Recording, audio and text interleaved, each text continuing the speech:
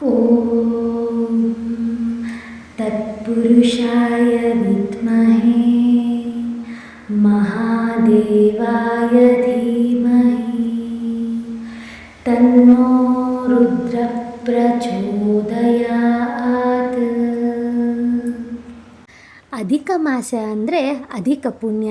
ಈ ಮಾಸದಲ್ಲಿ 16 ಸೋಮವಾರಗಳ ಶಿವನ ಆರಾಧನೆಯನ್ನು ಅಥವಾ ವ್ರತವನ್ನು ಆಚರಿಸ್ತಾರೆ.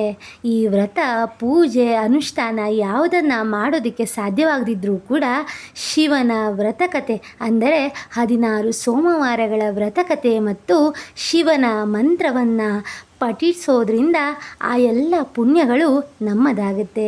ಅಂತಹ ಅತ್ಯುನ್ನತವಾದಂತಹ ಅದ್ಭುತವಾದಂತಹ 16 ಸೋಮವಾರಗಳ ವ್ರತಕತೆಯನ್ನು ತಡ ಮಾಡದೆ ಶುರು ಮಾಡೋಣ. ಕೊನೆಯಲ್ಲಿ ಶಿವನ ಧ್ಯಾನ ಮಂತ್ರವನ್ನು ಪಠಿಸೋಣ. ಪುರಾಣ ಕಾಲದಲ್ಲಿ ಶಿವ ಮತ್ತು ಪಾರ್ವತಿ ದೇವಿಯು ಭೂಲೋಕದ ಸಂಚಾರಕ್ಕೆ ಬರ್ತಾರೆ. ಅವರು ಒಂದು ಸುಂದರವಾದಂತಹ ನಗರಕ್ಕೆ ತಲುಪ್ತಾರೆ. ಅಲ್ಲಿ ಭವ್ಯವಾದಂತಹ ಒಂದು ಶಿವಾಲಯವಿರುತ್ತೆ. ಆ ದೇವಾಲಯದಲ್ಲಿ ಭಕ್ತರು ಭಕ್ತಿಯಿಂದ ಶ್ರದ್ಧೆಯಿಂದ ಶಿವನ ಪೂಜೆಯನ್ನು ಮಾಡ್ತಾ ಇರ್ತಾರೆ. ಇದನ್ನು ನೋಡಿದಂತಹ ಪಾರ್ವತಿಗೆ ಬಹಳ ಸಂತೋಷವಾಗುತ್ತೆ. ಅವಳ ಸಂತೋಷವನ್ನು ನೋಡಿದಂತಹ ಪರಶಿವನು ಪಾರ್ವತಿಗೆ ಹೇಳ್ತಾನೆ, ಯಾರು ಶ್ರದ್ಧೆ, ಭಕ್ತಿ ಮತ್ತು ನಿಯಮದಿಂದ 16 ಸೋಮವಾರ ವ್ರತವನ್ನು ಆಚರಿಸ್ತಾರೋ ಅವರಿಗೆ ಐಶ್ವರ್ಯ, ಆರೋಗ್ಯ, ಸೌಭಾಗ್ಯ ಮತ್ತು ಮನಃಶಾಂತಿ ದೊರೆಯುತ್ತೆ ಅಂತ ಹೇಳ್ತಾನೆ. ಇದನ್ನು ಕೇಳಿದಂತಹ ಪಾರ್ವತಿ ದೇವಿಯು ಈ ವ್ರತದ ಮಹಿಮೆಯನ್ನು ಜನರಿಗೆ ತಿಳಿಯುವಂತೆ ಒಂದು ಘಟನೆ ನಡೆಯಲಿ ಅಂತ ಕೇಳಿಕೊಳ್ತಾಳೆ. ಅದಾದ ಮೇಲೆ ಶಿವನ ಪವಾಡ ಶುರುವಾಗುತ್ತೆ. ಆ ದೇವಾಲಯದಲ್ಲಿ ಒಬ್ಬ ಅರ್ಚಕರು ಇರ್ತಾರೆ. ಅವರು ಪ್ರತಿದಿನ ಶಿವನ ಪೂಜೆಯನ್ನು ಮಾಡ್ತಾ ಇರ್ತಾರೆ. ಆದರೂ ಕೂಡ ಅವರಲ್ಲಿ ಸ್ವಲ್ಪ ಅಹಂಕಾರ ಇರುತ್ತೆ. ಒಂದು ದಿನ ಶಿವ ಪಾರ್ವತಿಯರು ಮಾನವ ರೂಪದಲ್ಲಿ ದೇವಾಲಯಕ್ಕೆ ಬರ್ತಾರೆ. ಆಗ ಪಾರ್ವತಿ ದೇವಿ ಪೂಜಾರಿಗೆ ಕೇಳ್ತಾಳೆ, ನಾವು ಆಟವಾಡುವ ಪಾಶದಲ್ಲಿ ಯಾರು ಗೆಲ್ತಾರೆ ಅಂತ ಹೇಳಬಹುದೇ ಅಂತ ಕೇಳ್ತಾಳೆ.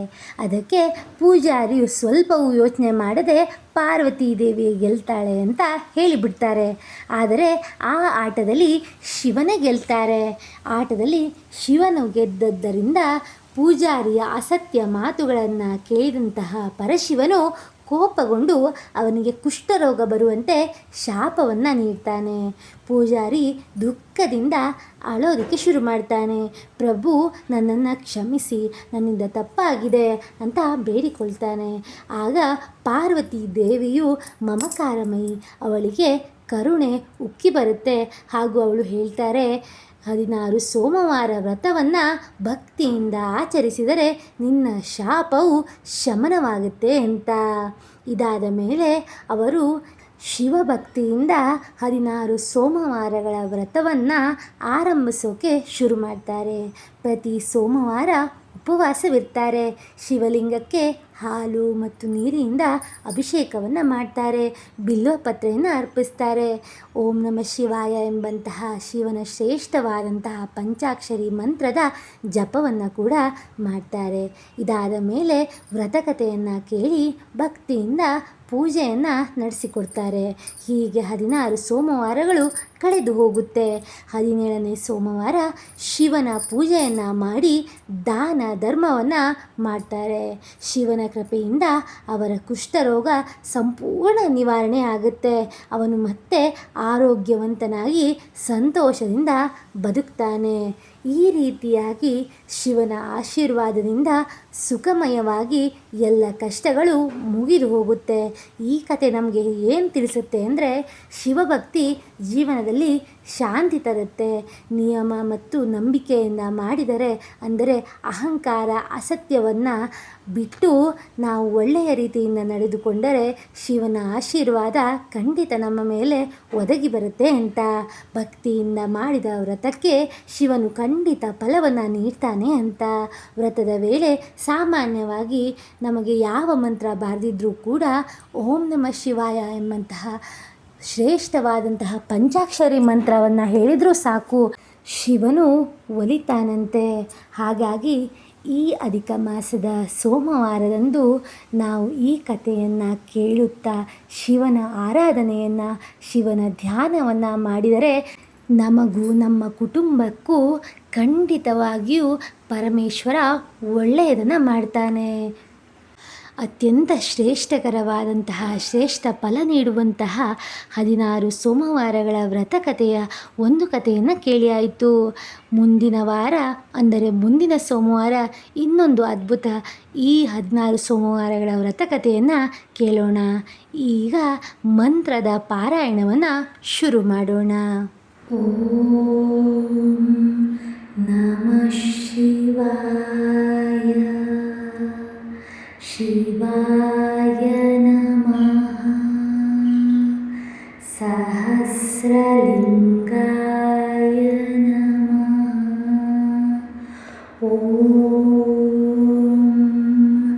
ನಮಃ ಶಿವಾಯ. ಶಿವಾಯ ನಮಃ. ಸಹಸ್ರಲಿಂಗಾಯ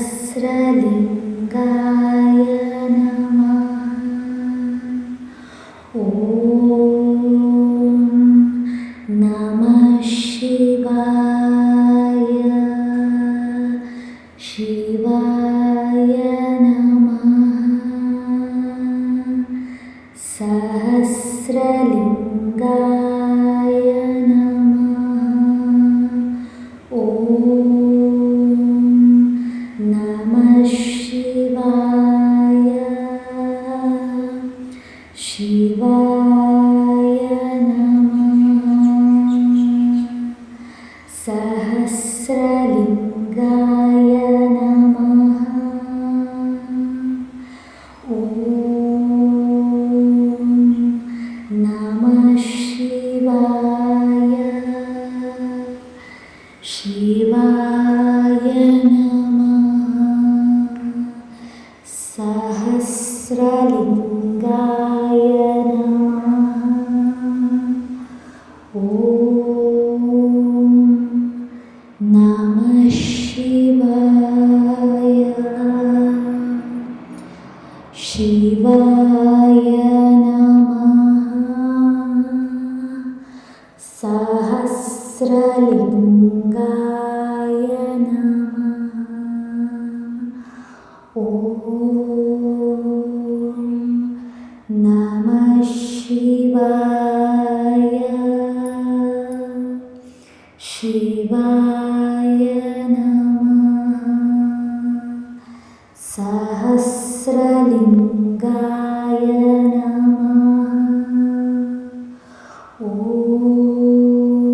ನಮಃ ಶಿವಾಯ. ಶಿವಾಯ ನಮಃ. ಸಹಸ್ರಲಿಂಗಾಯ ನಮಃ. ಓಂ ನಮಃ ಶಿವಾಯ. ಶಿವಾಯ ನಮಃ. ಸಹಸ್ರಲಿಂಗಾಯ ನಮಃ. ಓಂ ನಮಃ ಶಿವಾಯ. ಶಿವಾಯ ನಮಃ.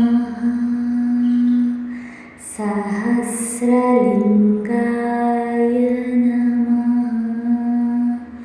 ಓಂ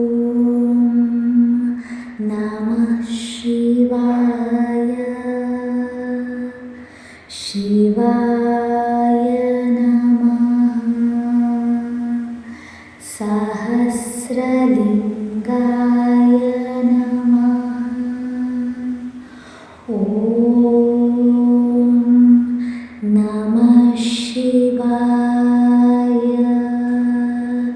ಶಿವಾಯ ನಮಃ. ಸಹಸ್ರಲಿಂಗಾಯ ನಮಃ. ಓಂ ನಮಃ ಶಿವಾಯ.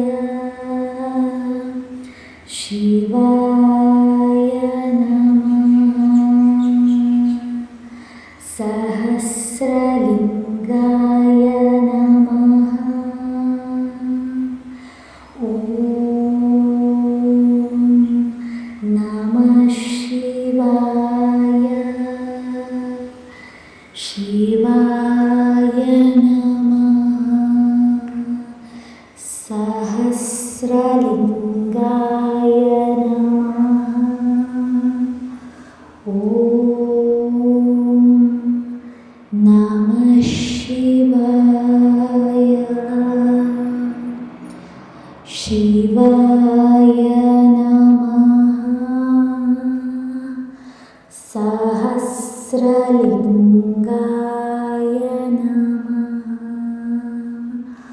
ॐ नमः शिवाय। शिवाय नमः। सहस्रलिङ्गाय नमः। ॐ नमः शिवाय। शिवाय नमः। सहस्रलिङ्गाय नमः। ॐ नमः शिवाय। शिवाय नमः। सहस्रलिङ्गाय नमः। ॐ नमः शिवाय। शिवाय नमः। सहस्रलिङ्गाय नमः। ॐ नमः शिवाय। शिवाय नमः। सहस्रलिङ्गाय नमः। ॐ नमः शिवाय। शिवाय नमः। सहस्रलिङ्गाय नमः। ॐ नमः शिवाय। शिवाय नमः। सहस्रलिङ्गाय नमः। ॐ नमः शिवाय। शिवाय नमः। सहस्रलिङ्गाय नमः। ॐ नमः शिवाय। शिवाय नमः।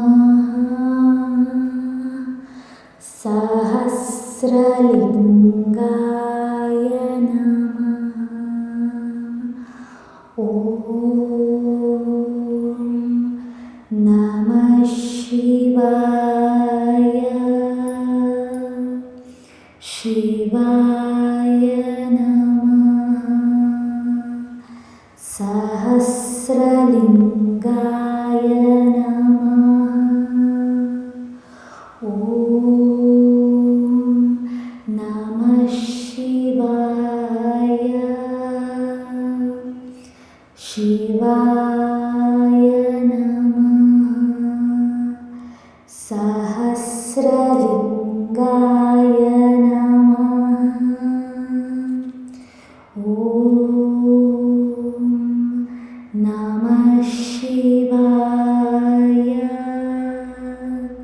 शिवाय नमः। सहस्रलिङ्गाय नमः।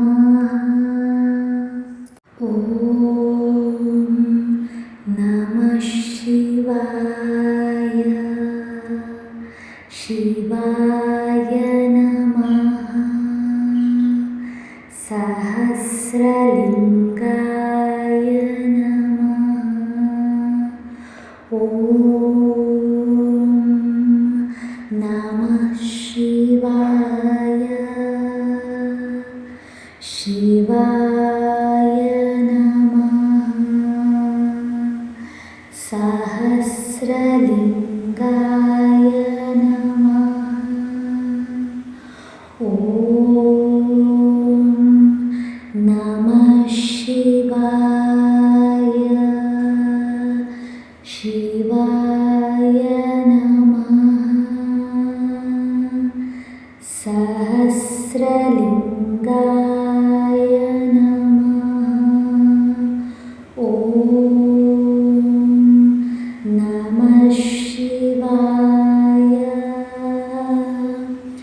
शिवाय नमः सहस्रलिङ्गाय नमः ॐ नमः शिवाय शिवाय नमः सहस्रलिङ्गाय नमः ॐ नमः शिवाय शिवाय नमः